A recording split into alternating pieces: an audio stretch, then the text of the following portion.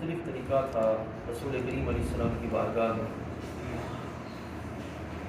وہ نبی علیہ السلام کی بارگاہ میں آ کے قسمیں کھاتے، لیکن پس پردہ مختلف ایسی حرکتیں کرتے جو کہ اسلام کی منافی اور اعمال اسلام کی منافی تھیں. اللہ تعالیٰ جل وعلا نے محبوب کریم علیہ السلام کو ان کے لحاظ سے بیان فرمایا کہ اے حبیب یہ آپ سے بہانے بناتے ہیں اور ان بہانوں کے لحاظ سے یہ چاہتے ہیں کہ ان پہ اعتماد کیا جائے. اللہ تعالیٰ جل وعلا نے بیان فرمایا کہ اللہ تعالیٰ جل وعلا تمہیں اور آزمائے گا، تمہاری حقیقت کو واضح کرنے کے لیے اللہ تعالیٰ تمہیں اور آزمائے گا. لہذا تمہاری یہ قسمیں اور تمہارے یہ بہانے ہرگز یہ گمان نہ کرنا کہ اس سے تمہیں چھوٹ دے دی جائے گی، بلکہ یہ تمہیں گڑھے میں ڈالتے جائیں گے اور پھر آخر تمہارا انجام جو ہے وہ جہنم ہوگا. اب مسلمانوں میں بعض ایسے مسلمان تھے جو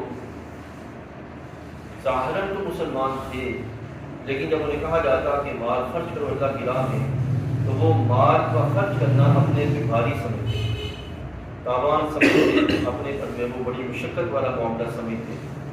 اللہ تعالیٰ جل وعلا نے فرمایا کہ وقت آنے کو ہے اور وہ وقت ان کے لیے پھر شدید مشکلات کا وہ سبب ہو جائے گا. ٹھیک ہے. پھر مسلمانوں میں ہی بعض ایسے تھے جو کہ اللہ اور اس کے رسول پر ایمان رکھتے تھے اور اللہ کی راہ میں خوب خرچ کرتے تھے. تو وہ جو اللہ کی راہ میں خرچ کرتے تھے، اللہ تعالیٰ جل وعلا نے ان کی اس کیفیت کو بیان فرمایا کہ یہ جو اللہ کی راہ میں خرچ کرتے ہیں حبیب علیہ السلام، یہ اللہ کی نزدیکی اور نبی علیہ السلام کی دعائیں حاصل کرنے کا ذریعہ سمجھتے ہیں. یعنی کہ ہم نبی علیہ السلام کی بارگاہ میں اللہ کی رضا کے لیے مال پیش کریں گے تو وہ مال کا جو پیش کرنا ہے اس سے سرکار خوش ہو کر ہمارے لیے دعائیں فرمائیں. ٹھیک ہے. تو یہ جو دعائیں ہیں یہ ہماری اللہ تعالیٰ جل وعلا کی بارگاہ میں قربت کا اور اس کی رحمت میں داخل ہونے کا جو ہے وہ ذریعہ بن جائیں. اور اسی کیفیت کو اللہ تعالیٰ نے آگے بھی چل کے بیان فرمایا کہ اے محبوب علیہ السلام آپ کیوں کیا کریں کہ ان سے مال لیں، خود من اموالہم صدقہ، ان کی جو مال ہیں ان میں سے آپ اللہ کی راہ میں جو دیتے ہیں وہ لیں اور لے کے کیا کریں تو طاہرہم وتزکیہم بہا. اس سے کیا ہوگا کہ ان کا آپ کے پاس مال لانا، آپ کی ان پہ توجہ کرنا اور پھر ان کے لیے دعائیں کرنا یہ ان کی پاکیزگی کا سبب بن جائے. ٹھیک ہے نا. یعنی کہ نبی کریم علیہ السلام کی بارگاہ میں جو پیش کرنا ہے مال یہ جو ہے وہ ان کی پاکیزگی کا سبب ہوگا. اور ان صلاتک سکن لہم، اور بے شک آپ کی دعائیں ان کے دلوں کا چین ہے. ٹھیک ہے. سرکار کی بارگاہ سے دعائیں لینا.